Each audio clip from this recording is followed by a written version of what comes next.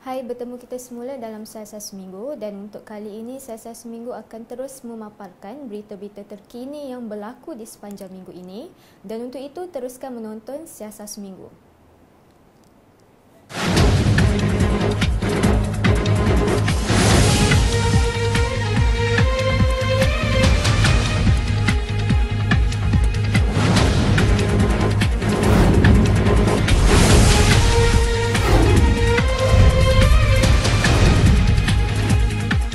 Seorang pegawai kastam yang disiasat berhubung rasuah dijumpai mati di pekarangan bangunan SPRM Suruhanjaya Pencegahan Rasuah Malaysia di Kuala Lumpur pada Rabu lalu. Mangsa dikenali sebagai Ahmad Salbini Muhammad, 56, yang merupakan seorang timbalan pengarah kastam. Bercakap dalam sidang media, pengarah penyiasatan SPRM, Datuk Mustafar Ali berkata, mangsa telah datang ke pejabat SPRM sekitar jam 8 pagi untuk berjumpa dengan pegawai penyiasat. Saksikan laporan ini. Satu tubuh manusia terlantar di tingkat satu bangunan pejabat ini. SPRM telah memaklumkan kejadian ini kepada keluarga si mati dan pihak pengurusan jabatannya dan menyerahkan perkara ini kepada pihak polis untuk mengambil sebarang tindakan kesihatan selanjutnya. Mangsa sebelum ini merupakan salah seorang dari 60 pegawai kastam yang ditahan SPRM awal minggu lalu apabila didakwa atas kesalahan merampas sejumlah wang yang diklasifikasikan sebagai siasatan rasuah di bawah beberapa akta termasuk Akta Pengubahan Wang Haram. Dalam satu sidang media, Ketua Polis Kuala Lumpur Datuk Zulkifli Abdul Wahab akan menyiasat kes tersebut sebagai kematian mengejut. Katanya siasatan awal unit patologi forensik mendapati Ahmad Salbini Muhammad, 56, yang ditemui dalam keadaan tertiarap di gelanggang badminton di tingkat 1 bangunan itu mengalami kecederaan di kepala.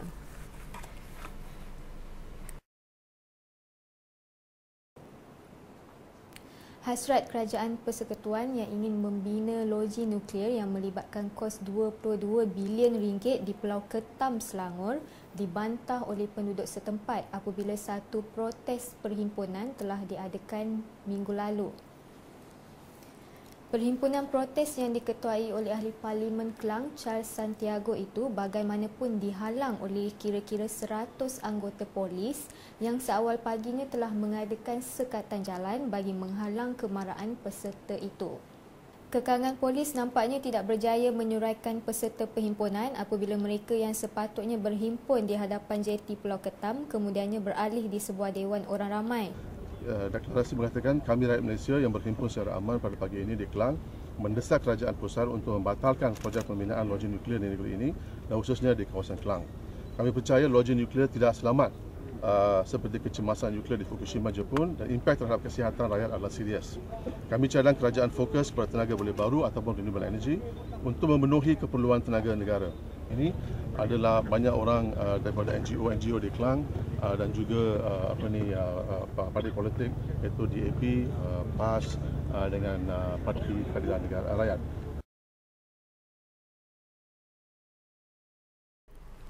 Proses penamaan calon bagi pilihan raya Sarawak yang menyaksikan persaingan merebut 71 kerusi Dewan Undangan Negeri Sarawak telah bermula secara rasminya pada 6 April iaitu Rabu lalu. Pegawai Pengurus Pilihan Raya DUN 1 On Abdul Wah mengumumkan proses penamaan calon dibuka selama 1 jam bermula 9 pagi hingga 10 pagi yang mana tempoh bantahan dibuka selama 1 jam sehingga 11 pagi.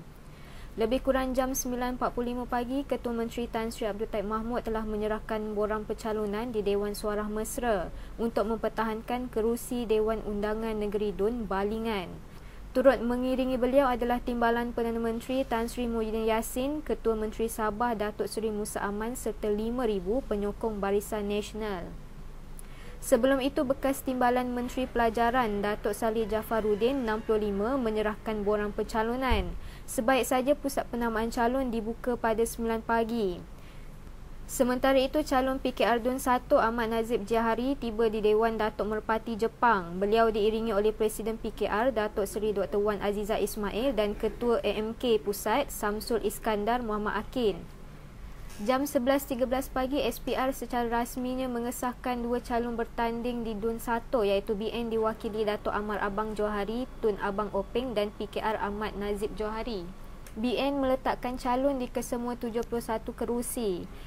Parti Pesaka Bumi Putera Bersatu Sarawak PPB akan bertanding di 35 kerusi, Parti Rakyat Bersatu Sarawak SUPP pula 19, Parti Rakyat Sarawak PRS 9 dan Parti Progresif Demokratik Sarawak SPDP di 8 kawasan. Setakat maklumat awal, PKR meletakkan calon di 48 kerusi, DAP pula 15 dan PAS 5. Manakala SNAP akan bertanding di 27 kerusi. Kontroversi video seks yang membabitkan Ketua Umum Parti Keadilan Rakyat Datuk Seri Anwar kini mencetuskan pelbagai polemik dalam dunia politik tanah air. Terkini Selasa lalu, negara ini sekali lagi dikejutkan pula dengan penayangan halal rakaman video seks itu pada umum tanpa ada sekatan. Persoalannya, siapakah dalang utama yang bertanggungjawab menyiarkan kepada umum sedangkan kes itu masih lagi dalam siasatan polis? Reaksi dari penyebaran video seks itu, lantas ahli keluarga Anwar telah membuat satu sidang media di kediaman mereka. Mereka jelas kecewa dengan sikap media kawalan UMNO Barisan Nasional yang cuba mengalih perhatian terhadap identiti lelaki yang masih belum dipastikan dalam rakaman video tersebut.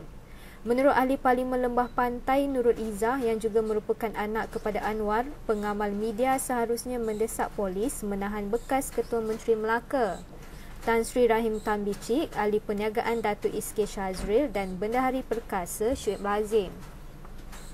Tulen tak tulen, itu bukan Anwar. Tulen tak tulen tu is not the issue. It's not Anwar in the video. I don't know. I have not watched the whole one, but I watched the beginning, whatever is said, and I can't speculate. But I know it's not my husband. No, they are already done already.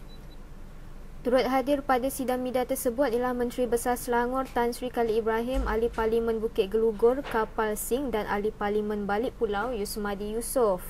Bagaimanapun, suasana sidang media tersebut bertukar menjadi tegang apabila wartawan tertentu dilihat sengaja memberi tekanan kepada isteri Ketua Pembangkang Datuk Seri Wan Azizah. Wartawan dari sebuah portal berita mengajukan soalan kepada Azizah yang juga merupakan Presiden Keadilan Rakyat sama ada beliau menyimpan jam tangan Omega. Ini berikutan dakwaan Shazril Iskir yang kononnya jam tangan itu ditinggalkan oleh Anwar namun kini berada dalam simpanan ahli perniagaan itu.